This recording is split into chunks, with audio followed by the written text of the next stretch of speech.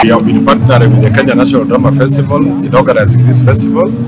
One of the objectives of this festival is to nurture every learner's potential, give learners an opportunity to demonstrate what they have learned in class, as well as part some critical messages.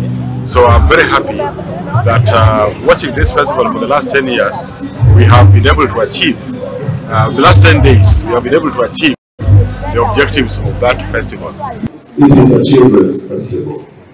So one of our tasks was to find out whether the poem that is chosen allows the child to be a child.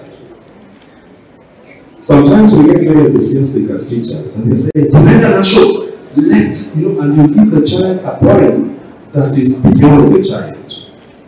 So when the child comes on stage, what we are looking at is a child that is struggling seriously to meet the expectations of the director who told the child to neither aim and we want to come back with the trophy.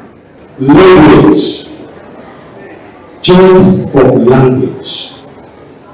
We are dealing with primary school children. As the children are speaking, will say, do I see a child or do I see an adult? We have several cases of children who are speaking lines that honestly I am sure they did not understand. And if they did, the children in the audience did not understand. Do you understand this?